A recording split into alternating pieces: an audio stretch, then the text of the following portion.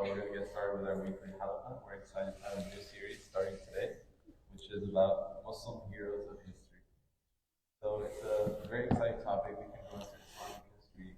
We have a very rich history of heroes from every era, from all over the Muslim world. And there's so much to go into. But we're starting off with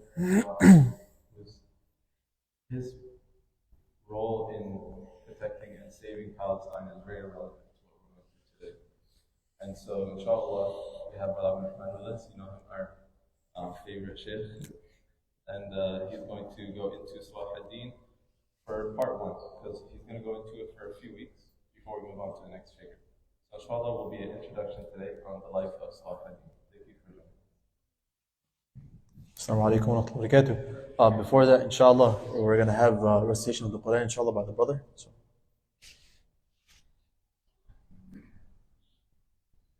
You want to see? Yeah, no problem. You'll get your chair.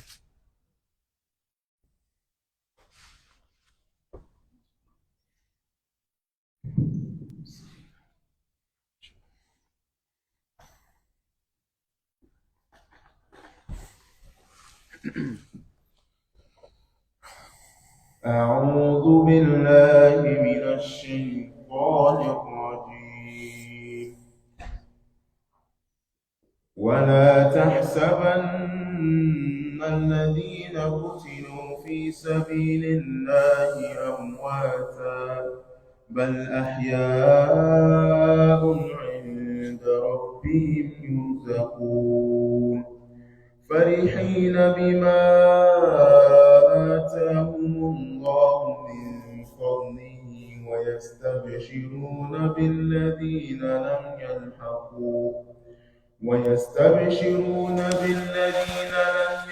لم يلحقوا بهم من خلفهم ألا خوف عليهم ولا هم يحزنون يستبشرون بنعمة من الله وفضل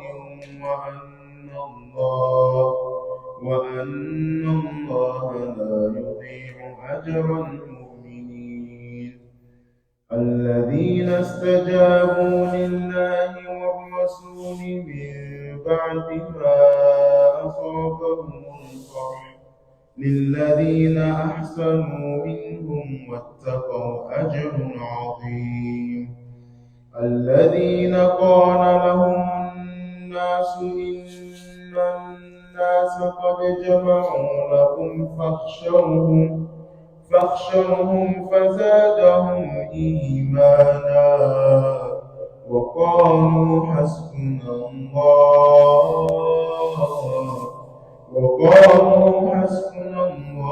ونعم الوكيل فانقلبوا بنعمة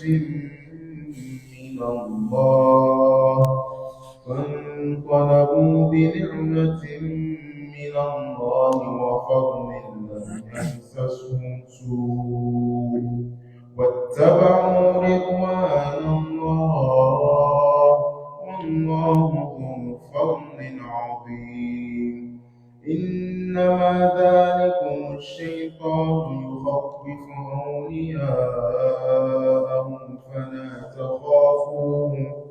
فلا تخافوهم وخافون إن كنتم مؤمنين.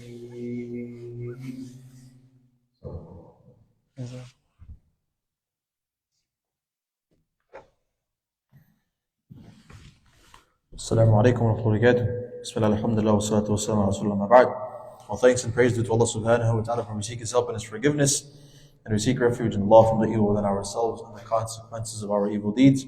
Whoever Allah guides can never be led astray, and whoever Allah leads astray can never find guidance. And I bear witness that Prophet Muhammad sallallahu alayhi wa sallam is his last and final messenger.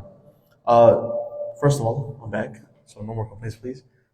Secondly, the topic that was mentioned was historical figures in Islam. And this is a very extensive topic with a lot of people. And this is a topic that typically a lot of people want to hear about. And there's two specific people that every single person always wants to hear about. Number one being Salah ad-Din al-Ayyubi. And number two is, can someone take a guess? Okay. Huh?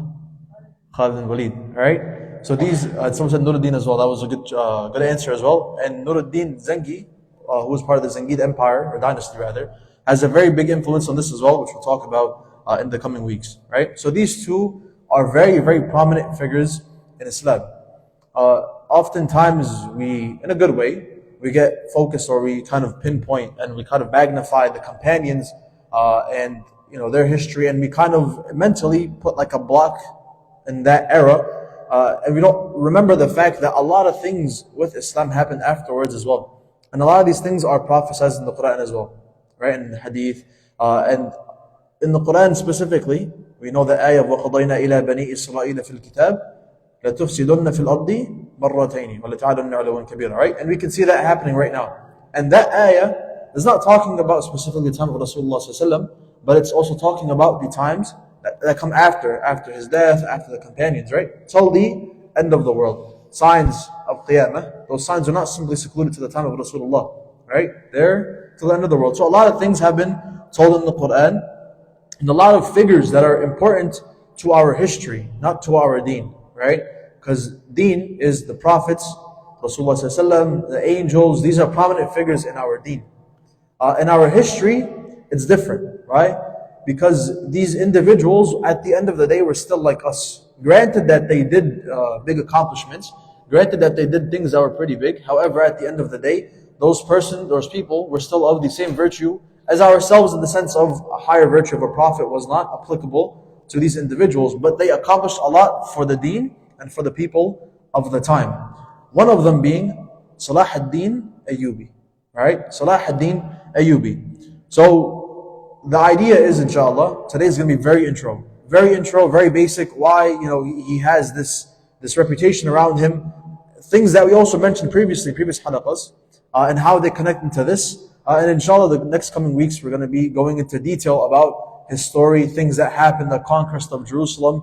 And inshallah, we make dua that Allah subhanahu wa ta'ala return Masjid al-Aqsa back to its rightful owners.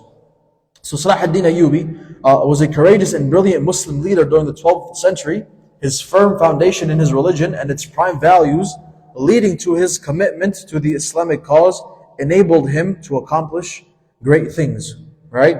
And I want everyone to focus and remember the fact that it mentions foundation in his religion and its prime values, right? Because a lot of things that we talked about in the characteristics of Rasulullah sallallahu alaihi wasallam, a lot of things are applicable here as well, and it'll make sense as we continue later on, inshallah. His Ayyubid Empire united Egypt and Syria. Above all, he played an instrumental role in turning the tide against the Crusaders by successfully reclaiming the Jerusalem, and earned a name for himself in the annals of both Muslim and Western history, right? So this individual is not only a big figure in Islamic history, right? Because we know there's 3 holy lands. There's Mecca, there's Medina, and thank you, right? Masjid al-Aqsa, the 3 sacred lands. These are the 3. So he was able to turn the tide against the Crusaders by successfully reclaiming Jerusalem.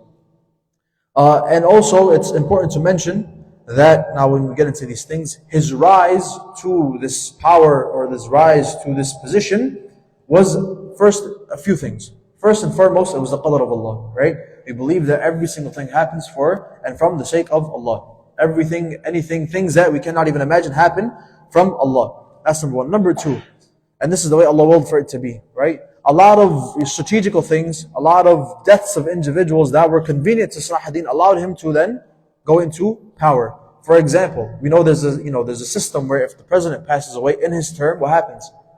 VP takes over. Make sense? VP takes over, and this goes for most places or most governments. This is the general rule. Now, when it comes to Salah ad-Din Ayyubi, a lot of deaths happened because he went to the Fatimid Empire, which we'll talk about as well. And due to those certain deaths happening, now history has not been able to solve whether those deaths were planned, not by Salah ad-Din, by other individuals, or if it was just a complete coincidence. There's not an answer for this as of right now. Allahu A'lam, Allah subhanahu wa ta'ala knows best. Now, a little bit of history when it comes to Salah ad-Din, right? Salah ad-Din Ayyubi was born in 1137 AD in Turkit, modern day Iraq. Alright? For those of you that are taking notes, Tikrit, modern day Iraq, right? and studied the Quran and theology, along with astronomy, mathematics, and law. He joined the military as a young man and was ably trained by his uncle, Asad-Din Shurukh, right? His inspiration, as someone mentioned earlier, for this whole thing was Nuruddin Zengi, who was part of the Zengid dynasty. Nuruddin himself was not able to be there when it came to reclaiming Jerusalem. However, he played a big role in the inspiration and the building up of Salahuddin Ayyubi as an individual, to then for him to be able to go and reclaim Jerusalem. So he is a very prominent figure as well, although he may not have had a direct role in reclaiming Jerusalem. But I want you guys to remember this for the next few weeks. Nuruddin Zengi, his uncle, and Salahuddin Ayyubi himself. Right? Zengi? Zengi. Part of the Zengid dynasty. Zengi dynasty. And his last name itself was Nuruddin Zengi. Salah ad-Din's impressive performance in his early battles enabled him to take on leading responsibilities during military campaigns. And along with those skills that he demonstrated, right? Because we know, even applicable nowadays, that networking is also very important. Who you know is very important, but at the same time, your skills also have to be up to par as well. So his rise from a soldier to the king of Egypt and Syria was a result of cleverly executed tactics, and at the same time, a result of advantaged circumstances, meaning things just fell into place, things just happened, right? People passed away, and somehow, some way, he was next in line when it came to having that position. He held key posts in Egypt, enabling him to consolidate power and overthrow the Fatimids. Syria, at the time, was ruled by the Zengids, which I must also mention, I know it's a lot of information to take in, but when it comes to the Fatimid Empire, these individuals were classified by scholars and by historians as Ismailis, right? Now, this is not me dropping a fatwa. This is the scholars saying that they did not classify Ismailis as Muslims. So they considered a Kafir dynasty, right? Although they claim to be Muslim, their beliefs, for those of you that are of Desi culture, you know, Ismailis, they have some guy that they thought was another prophet. Long story, another topic for another time. That individual, right, or those people, Ismailis, there's different sects of Ismaili as well, right? These, all of them, who are considered to not be Muslim. Again, no one come at me. This is the scholar saying it. Take it up with them now with me. All right. So they did not consider for it to be. And also it comes close to the category of Shia as well. But again, main thing being that the scholars do not consider for it to be a Muslim dynasty. Was ruled by this. Syria was ruled at the time by the Zengid dynasty. When the Zengid ruler unexpectedly died, leaving an underage successor, the road was eventually cleared for Salah ad-Din to capture Syria. Right. Again, we're going to go into more detail as the weeks come, right? Today's very brief, very general, very intro. And again, just connecting why this is important. But he, the Zengid ruler, right, who Saladin had nothing to do with at this point, he passed away. His successor was someone who was perhaps inexperienced, was an underage, was not exactly qualified, but due to the circumstances, he was the successor. What happened was, due to that advantage, Salah ad-Din was able to take control of Syria. Now, this is not a bad thing, must I mention, right? Because we'll talk about why Salah ad-Din's fame comes from how he was as an individual. During his reign, Salah ad-Din built many schools, hospitals, and institutions in his quest for intellectual and civic achievements. He was also determined to bring justice and peace and prosperity to those within his domain. And this is one of the key reasons as to why he was well known, or why he has this respect that he has. Because we know throughout history, and again, this goes for Muslims and non-Muslims, right? Throughout history, times are different, right? The way we handle things now are not the way people handle things before, right? The way we take care of things now are not the way we have UNs and this and that and whatever it is, 10 different things, right? But back then, it was man to man, it was conquest, it was war, whatever it was, this is how they handle situations. When we talk about war, right? When we talk about, okay, I'm going to go capture this land, this is an idea that is foreign to our brains. Yes or no? Because right now what happens is, the most we do is we go on TikTok and, let's say, or Snapchat. This is what men do nowadays, right? So the main thing being that this was a different concept. So not only was there Muslim, dynasties, there was non-Muslim dynasties. There was people in power, the Crusades, right? Opposing Christian forces. These individuals were also taking control of land. Now, in order for them to take over a certain land, there would be bloodshed, there would be war, and there would be people, for example, Muslims living in a Christian occupied land, right? Or a land that is ruled by the Crusaders. These Muslims were prosecuted. These Muslims had, bias against them. These individuals were pretty much living hell on earth. But what made Salah ad-Din different? Salah ad-Din not only spared people, not only did he allow them to live under his rule, but they lived under his rule comfortably. This was a foreign concept back then, and it's still a foreign concept now. Why? Because what happens is you put these people into authority, they feel some sort of superiority, and then what happens is anyone that disagrees with them or anyone that is not from them, they start becoming victims to the oppression. And do we not see this nowadays? Right? Crazy, right? So, one thing that inshallah we'll talk about briefly is Salah ad-Din reconquered Jerusalem from the Crusaders, right? So although one would expect Salah ad-Din to be hated among the Crusaders' nations, he became one of the most esteemed Muslim figures of the medieval Islamic world because of his generosity that he displayed towards the Christians despite the brutality Muslims had endured at the hand of the Crusaders, right? I'm not going to spoil it too much for you guys because it's a very interesting story. But one of the key lessons and components that come behind it. Muslim figures or Crusaders. When the Christians had overtaken Jerusalem during the very first crusade, they carried out mass atrocities and killings, creating a bloodbath in which the Muslim residents were the most prominent targets, right? So as history repeats itself, Muslims were the predominant target of the Christian forces when they were, killing people and handing out these atrocities. Creating a bloodbath in which the Muslims were targeted. As graphically documented in the PBS series Islam, Empire of Faith, a lot of these places, and subhanAllah, this is another beauty behind it too. Not only, and this comes to mind right now, not only historians, not only opposing forces, not only Christians, no one, right, the same way Rasulullah ﷺ, and I don't know if anyone remembers this, we talked about this previously as well.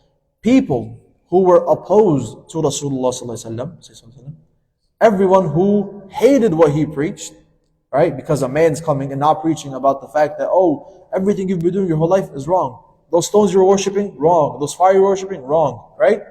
A guy is coming out of nowhere, and now he's telling you to do the complete opposite of what you've been doing your whole life. Of course people are going to be mad at him, right? Makes sense. But no one was able to argue about his character. No one was able to argue about his compassion. No one was able to argue about the fact that he abided by Islam. He was soft, he was compassionate, and he did things the right and the humane way, Islamically and legally as well, right? Granted, the legal system back then was different from what it is now, but I'm talking about morale and Islamic, right? So both ways he was, everyone gave him his credit. No one could disagree with it. The same thing, of course, to a different extent, that's Rasulullah ﷺ, right? But Salah ad-Din was in the same category. Even people, and we'll talk about kings, that hated him, that were opposed to him, who he was able to kill right away, right, due to the circumstances of war, because the horse died or whatever it was. What did he do? Spared them, right? And what did he do? SubhanAllah, it's kind of funny because not only did Salah ad-Din win, right? Not only was he kicking their butt, but what also happens is it's kind of like you're down, right? And Salah ad-Din goes, right, here's a cup of water, enjoy, rest back, so I can beat you again. That's basically what Salah ad-Din would do, right? And it's funny for us, it truly is. But that just goes to show, number one, how strong Islam is, and number two, the character of Salah ad-Din. Because he did not want to win at a disadvantage. He wants to make sure all situations and circumstances were fair. Who, when it comes to war, forget about war. When you're arguing with someone, no, who cares about what's fair, what's not fair? Khalas, forget about this person, put everything in my advantage. That's the way we think. But when it comes to actual war, Salah ad-Din, everything needed to be fair.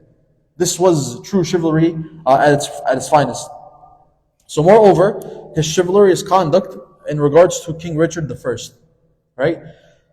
And the mutual respect which ensued despite their warring roles won him further accolades in quarters that could not bring themselves to despise him.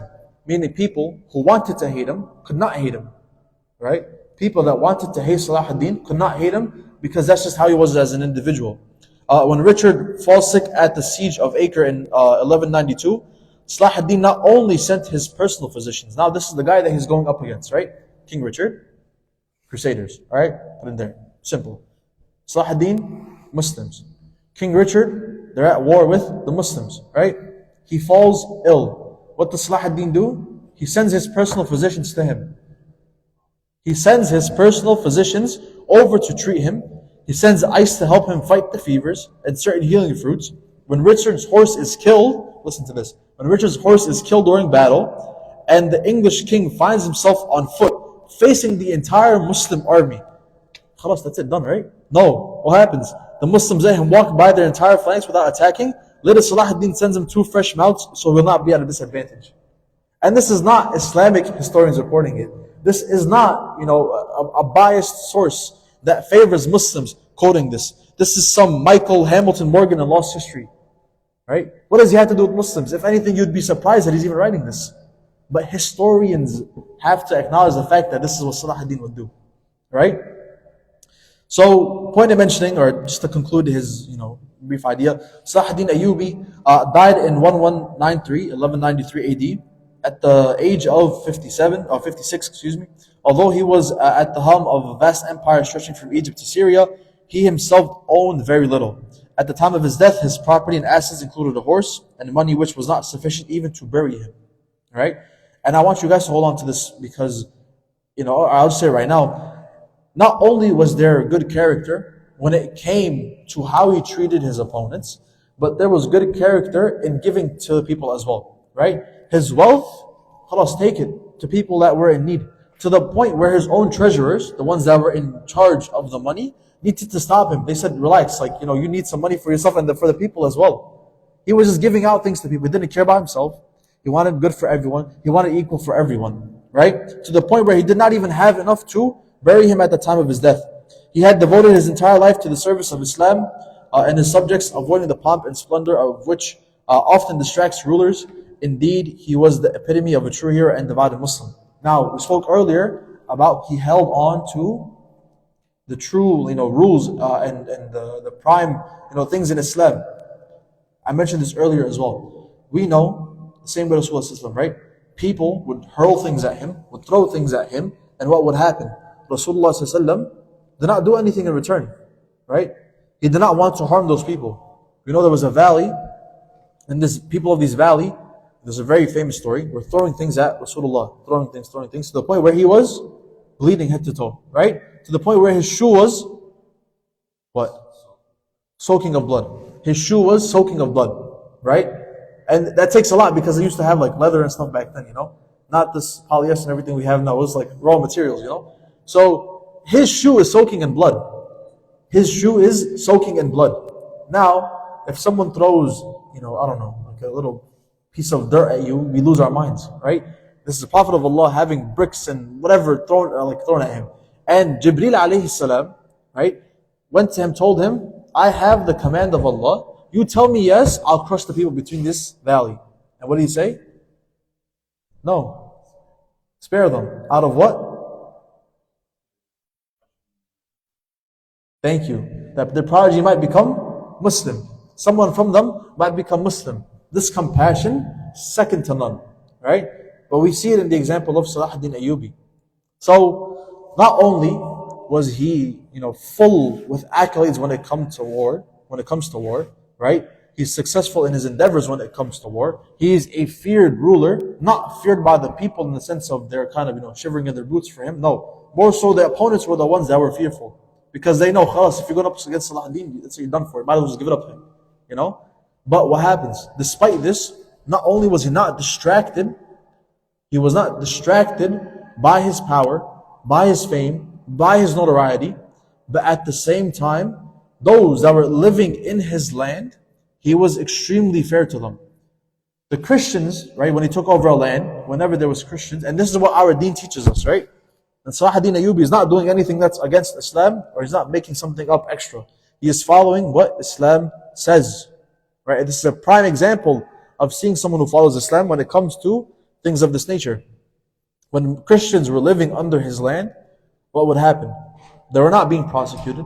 They're not being targeted. They're not being executed. What would happen? Plain and simple, they would live on their own, do their own thing, to the point where he gave them a special piece of land specifically for them. Enjoy. Go crazy. party, whatever you want to do.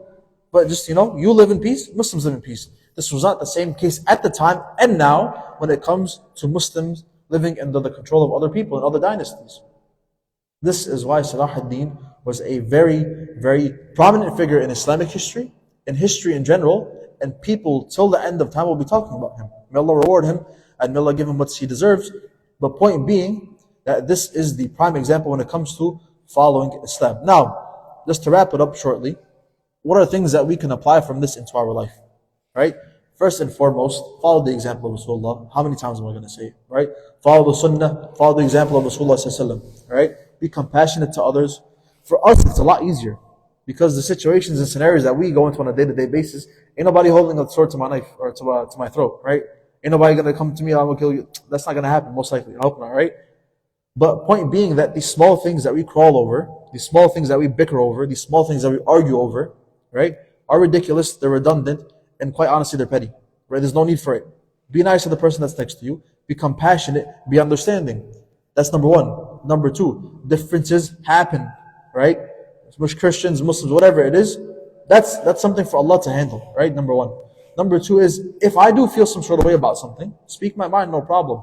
But at the end of the day, la ikraha fi din. You cannot force the deen. You cannot force anything when it comes to anything in general, right? Maybe back then and there at that time, you could tell people, you can, open their brains. But nowadays, it's like talking to a brick wall. So save your energy, save your breath, right? But be compassionate and be understanding. And we can see how far compassion and understanding goes. And number three, right? Follow Rasulullah. Very easy, very redundant advice is to make sure you prioritize Islam, right? Don't abide by what your heart desires. Don't abide by what the norm of the land is, right? Because if Salah ad-Din went and, chopping everyone's head off, yeah, you can say it was, the norm at the time. But what he do? He didn't care about the norm of the land. He didn't care about the norm of the time. He didn't care about what circumstances he was in and what those circumstances would have allowed. Meaning, right? He's in war. So technically speaking, even though, it might not be the best of things to do, he can, use the fact that he's in war as an excuse to do whatever he wants to do. As we see right now. Right? So he didn't allow for that. He stuck by Islam. He stuck by the rules of Rasulullah and the rules of Allah subhanahu wa ta'ala. And I'm not the one making this up. You guys can see his success. To the point where thousands of years after, we're still talking about him. We're still mentioning his name and we're still mentioning his accomplishments. So this is the value and the importance behind it. This is the story of Salah ad-Din. And these are some lessons that we can learn. Inshallah, over the next few weeks, we're going to be mentioning in detail, myself, Brother Umar, inshallah, we're going to be mentioning the story of Salah ad-Din. And we're going to, if anyone has any other figures that they would like to hear about, inshallah, you can let me know, Sister Khadija know. And inshallah, we can add that to the list afterwards. But this is going to go on for 2-3 weeks, inshallah, very, very in detail, inshallah, and very interesting stories as well. Because, and I mention this all the time, these stories are not just there for entertainment purposes. It's fun to listen to them, but they're there to serve as lessons. And at the same time, you can learn a lot from it, right? It's not just simply, us talking about things that are, face value. There's a lot of meaning behind things as well. And also, I must mention, to the guys specifically, when you hear these things, I know your testosterone goes to the roof. Islam, relax a little bit, alright? I know everyone asks, bro, well, I swear to God, I can't even say because we're alive, but I have to have people, where can I sign up? You should do with that information as you want, right? But relax a little bit, a lot of people, they hear these stories and it gets them amped up, which is very good. But you have to be very careful when it comes to these things because, we have a target on our back as Muslims. So people want to fall into certain things. There's people in jail right now. There's people that are executed already. There's people that are in circumstances you don't want to be in because their testosterone, they couldn't control it. So make sure when you hear these stories, you remain within emotion, right? Make sure that you take the value of it. It should make you feel, proud of your deen and your religion, but act accordingly, act wisely, and act rationally as well. All right? So inshallah, the floor is open to any questions that anyone may have. Either that or what's up? How did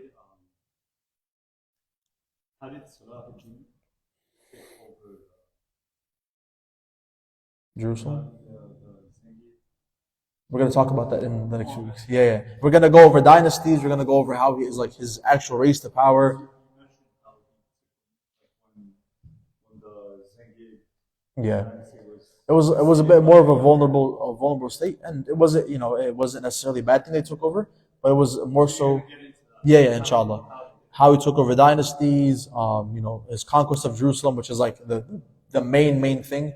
And again, small things about his life as well. Yeah. So we're gonna hold on to that, inshallah. Any other questions, comments, concerns? He was born 1137 AD. Let me pull it up for you right now. He was born in Bismillah, Bismillah, Bismillah. He was born 1137, 1137 AD. What was the Tikrit, Iraq, Tikrit, in modern day Iraq. Yeah, Iraq, Q. Yeah, Iraq. Is that better?